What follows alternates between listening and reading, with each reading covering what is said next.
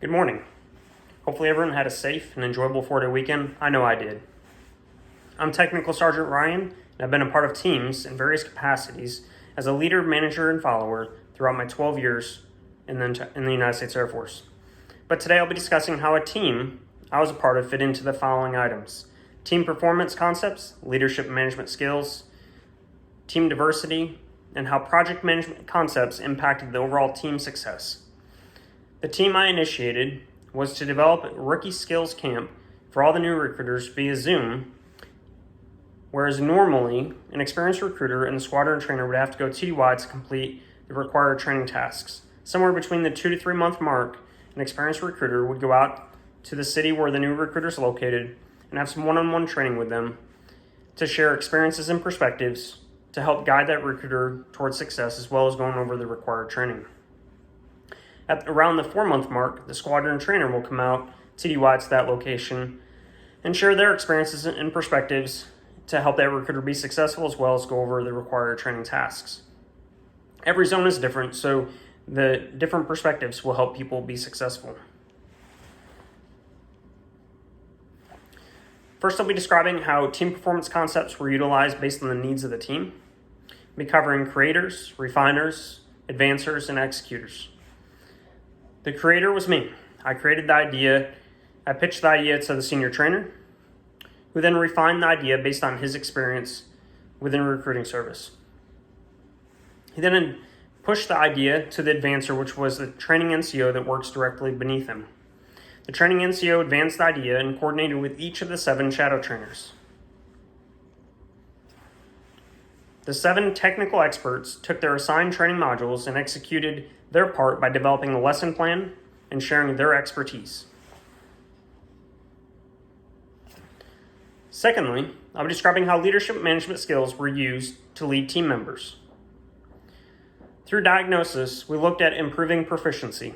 Proficiency is the ability of a unit to perform its mission, and it's based on professional and technical standards of excellence to gain insight into your people's proficiency levels, observe their problem-solving skills, reaction times under varying conditions, technical skills, professionalism, and teamwork. Of course, the technical skills is what we're looking at improving, along with the professionalism of each recruiter. We had to adapt our training platform based on the impact from COVID. So due to COVID, again, we couldn't go TDY due to the Department of Defense policy of the stop movement for military personnel. So we had to figure out a way that would allow us to still complete training, but not be without going TDY. Communication was necessary to plan a successful training platform, with each of us being geographically separated. So we had to constantly coordinate through communication. We used the planning function to plan the necessary training. With that communication, we had to coordinate with multiple people within the squadron to make it happen. In regards to resource stewardship, the training didn't cost the Air Force any money compared to going TDY. Because as I said, each person there would have been 2 people going TDY, each of those 2 people going TDY for about 3 days each. The next thing was team diversity and how that was managed. We did this by using subject matter experts and the different training topics, having a variety of technical experts with different experiences and backgrounds, giving new recruiters various perspectives to learn from. We covered various different topics while we did this training. Covered initial appointments, which is that initial face-to-face interaction between a recruiter and the applicant. This interaction is key to whether or not that individual is going to join the Air Force. Then we covered AFRIS, which is the software we use to process applicants into the Air Force. So in order for a recruiter to be successful, they need to know how to use the application software that we use to process people into the Air Force. The next thing was the management of our delayed entry program members. So the applicants, once they qualify through MEPS, which is the Military Entrance Processing Station, they're in the delayed entry program for anywhere from 1 month to 12 months. And so there's a lot of communication that goes on between the recruiter and the applicant to keep the commitment level where it needs to be to make sure that applicant goes to basic training.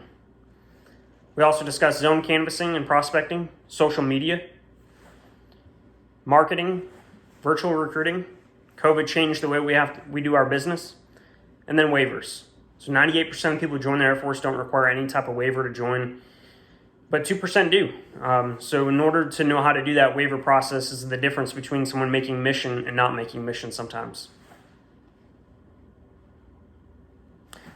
Lastly, I'll be describing how project management concepts impacted the team's success. We used the SMART concept to make sure we had a clear objective and a clear outcome. The specific end goal is to make sure new recruiters are more effective at doing their job. It is measurable because flight chiefs will have the ability to determine whether or not the recruiters gained knowledge from the training because they're going to be more proficient and efficient at doing their jobs if they took away knowledge from the training. We did the training via Zoom, and it's realistic since we're unable to go TDY, and some training is better than no training at all. The information is relevant to improve the skills for the new recruiters, which benefits the overall recruiting mission. Each trainer will have 2 weeks to put their individual lesson plan together, and then the training will cover a 3-hour block each day for a 3-day period. To wrap it up, I discussed how I was a part of a team that fit into the following items: team performance concepts, leadership management skills, team diversity, and project management concepts impacted the overall team success.